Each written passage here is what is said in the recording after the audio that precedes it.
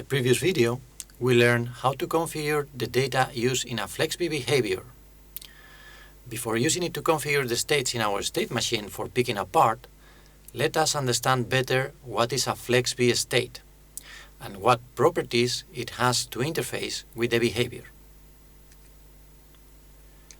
Remember that a state encapsulates an atomic action in the behavior, and that ROS nodes provide robot capabilities through topics, services, or actions. We have to compose our behavior using these generic capabilities. Well, a FlexB state is a concrete use of one or more of the capabilities in our ROS system to perform a specific action. For example, the move group has the capability to plan and execute motions in a robot manipulator. Well, one state can then be the action to command the move group to execute a motion to reach a specific position. In our state machine, we already have two of such states. One that moves the robot one to the peak configuration, and another one that moves it to its home configuration. Now that we have clarified the idea of a state in relation to a ROS application, let's see how this is implemented by the different elements of a state in FlexB. On the right, you have the dialog that appears when you click on a state. For example, the state Compute Peak Configuration.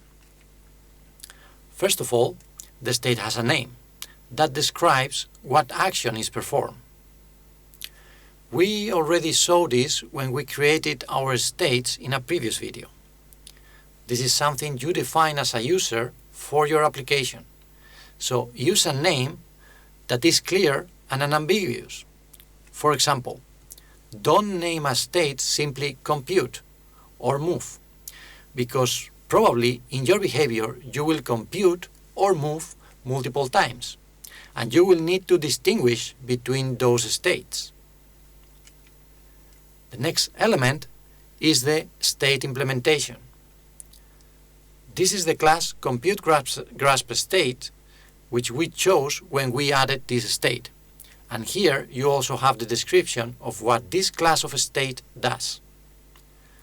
In the final module of this week, we will discuss in detail state implementations, and you will learn to code your own basic state implementation. After the state implementation, we have the required autonomy levels. But let's ignore them. We will not use them in this course. They allow an operator to control the activation of the state during behavior execution. The following elements are very important. They are the interface to this state implementation. We use these elements to configure the state implementation in our state machine. By giving values to them, our state will execute the specific action we need, the way we want for our particular behavior. The interface of a state consists of the three elements. The parameters define the properties of the state that are constant during behavior execution. The input and output keys define the runtime data that the state needs as input and the data it produces, respectively. Finally, the outcomes define the possible results of the execution of the state. They are not shown in this view, but in the state machine editor. Remember, we already used them to connect the state with the following states, depending on each outcome.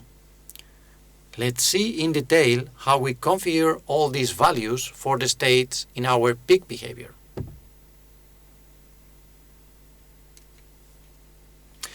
We will start with the state parameters. We have already said that the parameters allow you to configure its static properties for a particular behavior.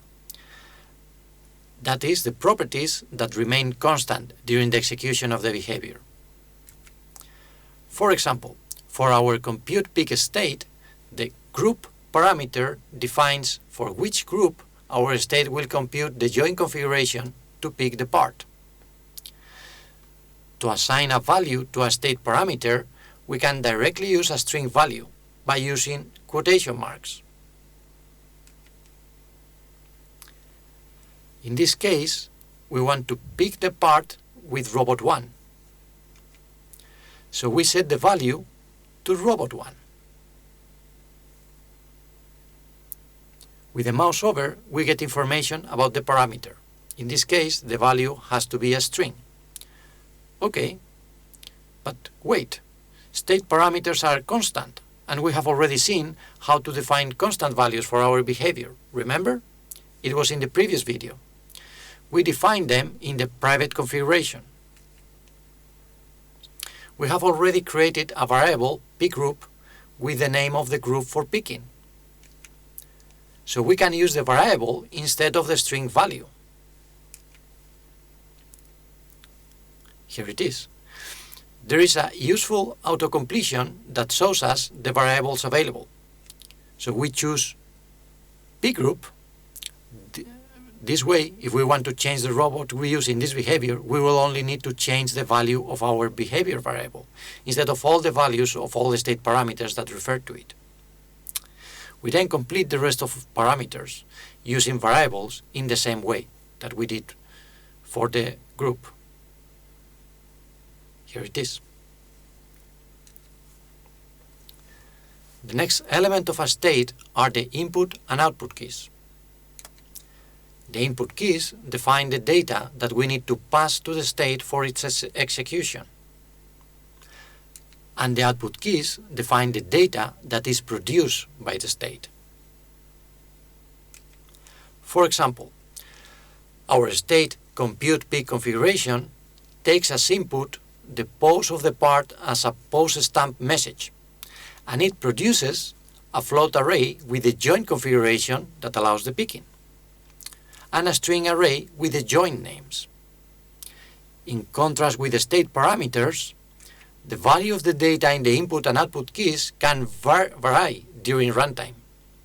They are read by the state implementation every time it becomes active. Input and output keys are used in combination with the behavior user data.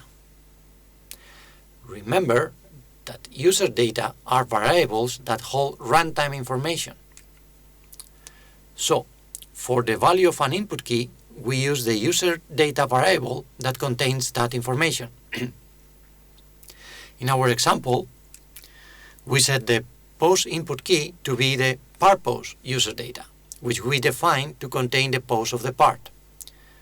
The autocompletion also shows us the available user data variables. Now, we set the output key joint values to the user data peak configuration in order to collect the joint values to be passed as input to the next state that moves the robot, and we leave the joint names with the default value. Okay, we have defined the input and output keys for the compute peak configuration state.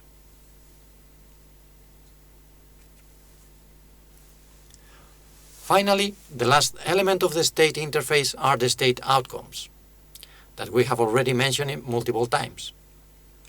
As we have said, the outcomes define the possible results of executing a state. Each outcome can be connected to a different state to transition to if obtained, so they define the possible transitions for the state. For example, our compute peak configuration state has two possible outcomes, continue and failed. We connect the continue outcome to the next state in our behavior, so that once the joint configuration for picking is computed, the next state becomes active and moves the robot to it. And we connect the failed outcome directly to the failed results of the behavior. We can see that the outcomes of all the states shape the possible execution flows in the state machine.